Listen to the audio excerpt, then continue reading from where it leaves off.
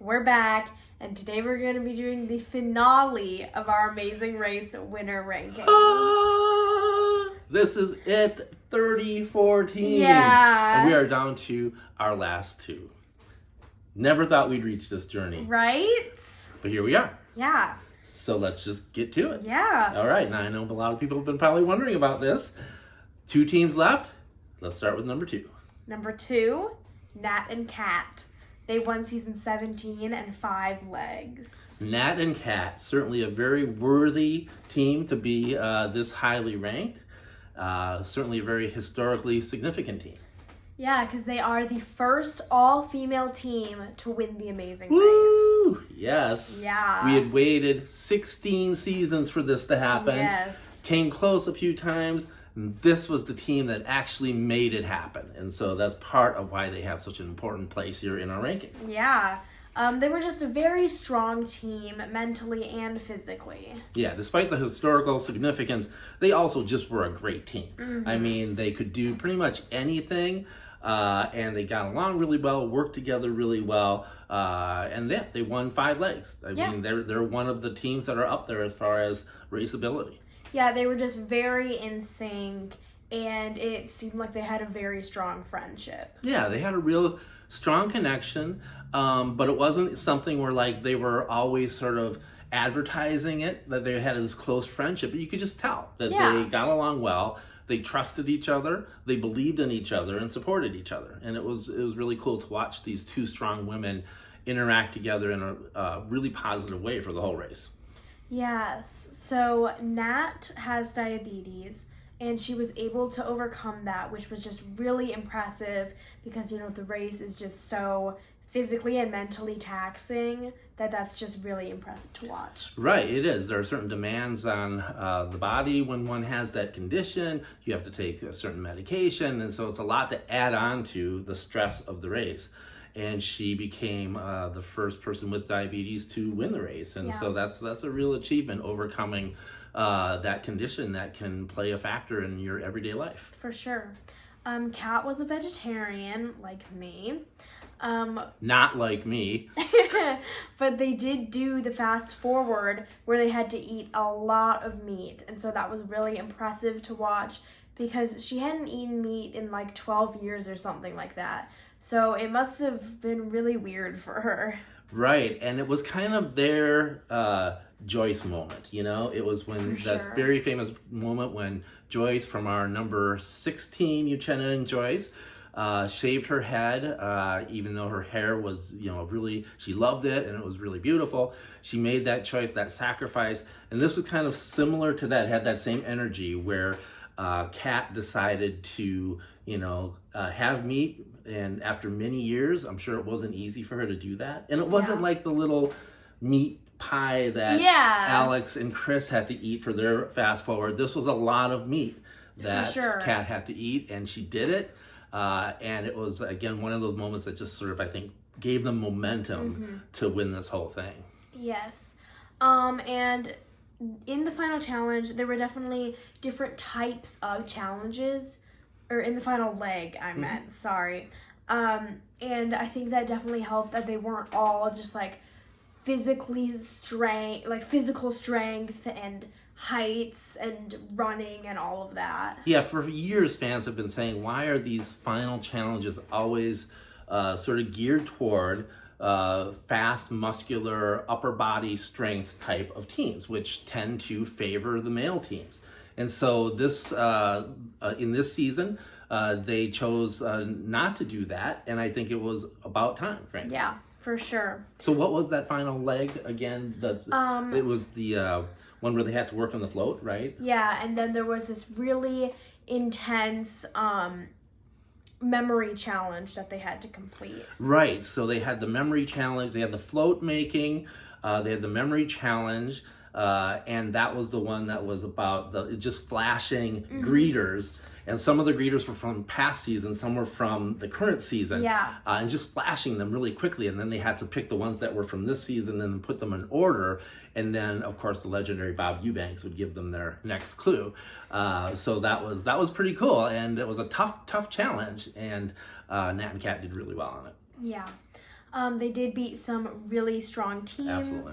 With Brooke and Claire, Jill and Thomas, Chad and Stephanie, and Gary and Mallory, my favorite team of all time. Yes, you are a huge Gary and Mallory fan, and they're a great team. Yeah. So Brooke and Claire, and again, if there had been no Nat and Kat in this season, Brooke and Claire would have been an extremely worthy team to be the first women team to win the Amazing Race. They were great. They finished second. They were super strong, really entertaining. We love Brooke and Claire. And then Thomas and Jill. Thomas, I understand, went to Notre Dame. That may have come up a few times.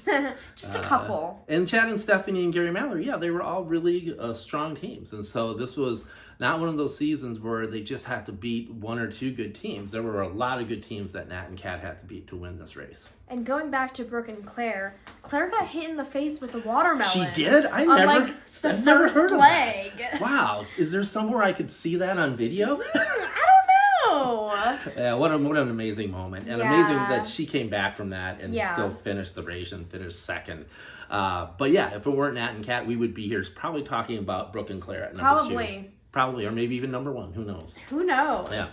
Well, that's a great segue into number 1. Here we go. This is it. Our highest ranked number 1 team of the winners of Amazing Race. And so... Colin and Christy. Colin and Christy. Wow. That's almost kind of surprising. If you had told me that after season 5, I never thought that would have happened. But let's talk about why we rank Colin and Christy number 1. Yeah, so they won season 31 and 3 legs. Right, and so they won They won more legs than their first season. For sure. But they were highly ranked and did pretty well the entire season in season 31. Yeah. But they did do amazing in season 5, like you said. They won 6 legs, and then they came back 14 years later and 26 seasons later and won the Amazing Race. And that's the insane part of their story, right? So their race ability is always very high, but the idea that they came back after so long, 26 seasons, no one's ever waited that long in between their seasons of the Amazing Race. And then came back as, somewhat moving toward middle-aged people and won this race was incredibly inspirational. For sure. And that gave them an extremely high watchability and likability. Likability, thank you. My last episode, and I'm forgetting our criteria here. So yeah, what else can we say about Colin and Christy? They did fight a lot in season 5 with each other and just random people along the race course, and some ox as well. That's right. They have one of the most famous moments in TAR history, of course, with the breaking of the ox. Yes. But they were really nice and really zen in season 31. Yeah, and that's just a part of their story, right? The fact that they came back and were really 2 very different racers. 2 very different people, and it seemed to be pretty sincere. Yeah. And it was just something really kind of amazing to behold. For sure. As we talked about, they did amazing in season 31. The lowest placement they got in season 31 was 4th place. Right. So one of the questions that you might have is, okay, they only won 3 legs. How can they be rated above like a Megan and Shane or a Nick and Star? Rachel and Dave. Well, we know why, because they were they were half problematic. But they won the 3 legs, but they also didn't finish below 4th, which is very impressive. In the final leg, there was a challenge where they had to do a face first rappel, and had to find numbers on the windows that they were going down of. And they had to use those numbers to open a vault, and Leo and Jamal really struggled with that, kind of putting them behind and letting Colin and Christy surge ahead. Yeah, so this is really dramatic, actually. I mean, Leo and Jamal were positioned really well to win the race going into the final and during the final leg. And this seemed like a really hard final leg. The face first rappel seems terrifying to me. So I always give people a lot of credit who can do that. And the vault thing was really challenging, having to get those numbers and then do it once you got in there, knowing how to work the vault and the safe and everything and the lock on it. And we saw, I mean, it wasn't easy. Leo and Jamal really struggled For sure, with it. yeah. So yeah, that was tough to watch them kind of go down like that. Yeah. The final challenge was to build a drum set while there was some really loud music in the background. And Colin starts to break down, kind of like in season 5, but Christy just calms him down and just brings him back, and they build it and go to the finish line. Yeah, and this was really what clinches the number 1 for them, I think. Mm-hmm. This moment here that just is a perfect ending to their story.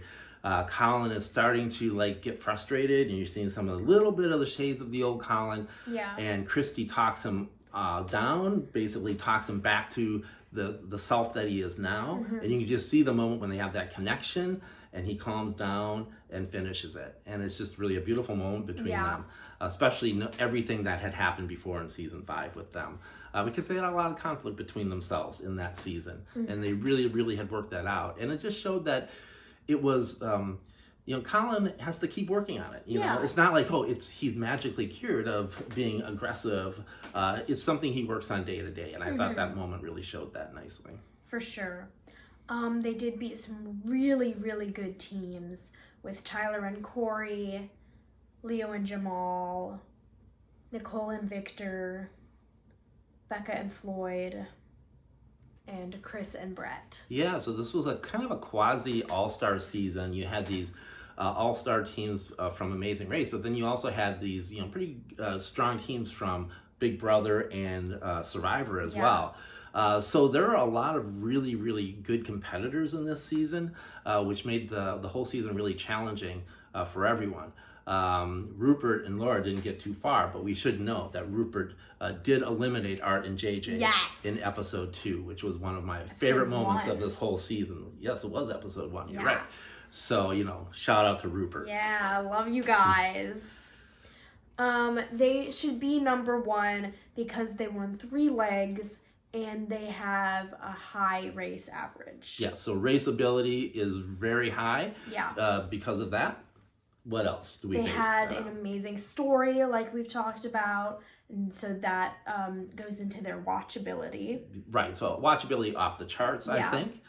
And then? They were really likable and nice, and they would, make fun of themselves in season 5 and make jokes about how they were in season 5. Right, and that just, there's so many little details that just contribute to them being so beloved after season 31, and that they made fun of themselves the way they were in their past season, and they deserve to be made fun of, and they were willing to do that, and so that sort of self-deprecation just really made them even more endearing. For sure.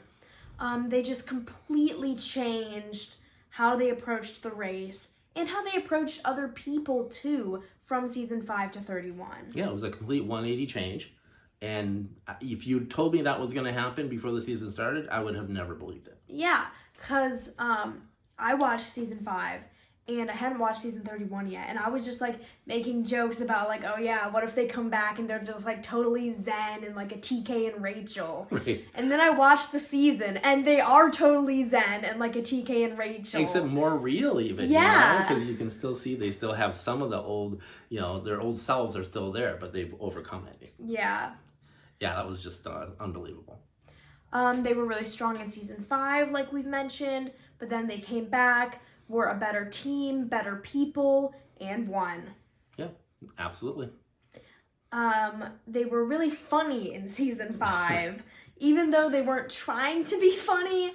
And then they came back and were more funny about how they weren't funny in season 5. Right, yeah. So they were funny in 2 different ways. Yeah. As sort of these hilarious villains, especially Colin, and then sort of as these people who have kind of grown a lot and matured a lot and kind of can make fun of themselves again. For sure.